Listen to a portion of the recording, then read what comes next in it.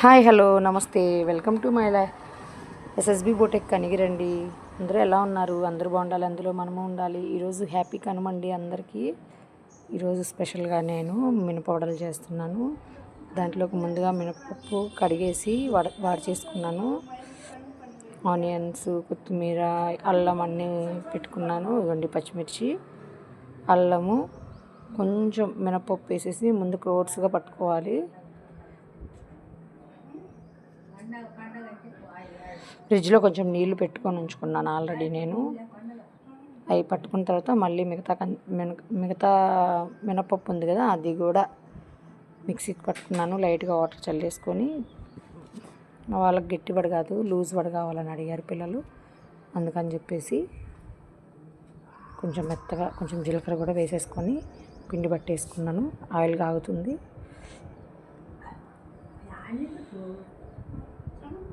Onions సన్నగా cut చేసి పెట్టేసుకున్నాం కదా, అవి కూడా ఆ పిండిలో వేసేసుకొని చక్కగా మొత్తం కూడా పైనుంచి కింద దాకా పిండి చక్కగా మొత్తం కలిపేసుకోవాలి నీట్గా. మనం వేసుకునేది మెత్తటి పడు కాబట్టి బాగా కాసేపు బీట్ చేసుకుంటే, చూసారా ఎంత బాగా వచ్చిందో దూదిలాగా. అలా చేసుకున్న తర్వాత మనం వడలు చేసుకొని ఆయిల్లో వేసేసుకోవాలి.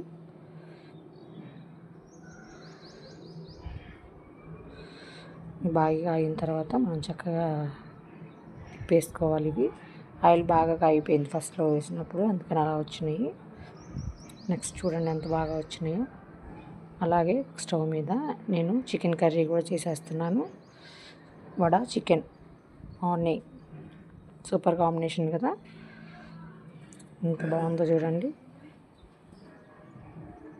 2 వాయిలు వడలు వేసేసాను, 3వ వాయి వేసాను. అప్పటికేమో వాళ్ళు ఆకలి అంటున్నారు. వాళ్ళ డాడీ చికెన్ లేట్గా తెచ్చారండి, అందుకని లేట్గా చేశాను. అంతే అయిపోయినాయి చికెన్. అది ఇంకందరికీ వడ్డిచ్చేస్తున్నాను నేను. వడ చికెన్ కాంబినేషన్ సూపర్ కదా. మీలో ఎంతమందికి ఇష్టం కామెంట్ చేయండి ఫ్రెండ్స్. చూసారా ఎంత బాగున్నాయో. మెత్తటి దూది వడ ప్లస్ చికెన్ కర్రీ బాగుంది కదా. ఆ తర్వాత మధ్యాహ్నం లంచ్లోకి మటన్ మ్యాగ్నేట్ చేసి పెట్టాను. బియ్యం కూడా కడిగి పెట్టేశానండి. పలావ్కి మసాలా ఉడుకుతుంది, అన్నీ వేసేసాను మసాలాకి. పలావ్లోకేనండి, అదో పలావ్ కూడా ఎసురు పోసేసి బియ్యం వేసి పెట్టుకున్నాను. ఇవన్నీ మటన్ కూడా స్టవ్ మీద పెట్టేసుకున్నాను.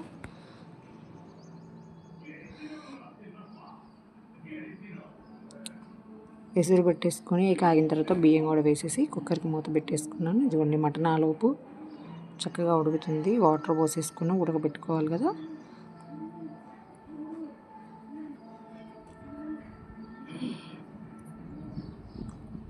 కొంచెం ఉడకబట్టిన తర్వాత దీనికి కూడా కుక్కర్ మూత పెట్టేశానండి.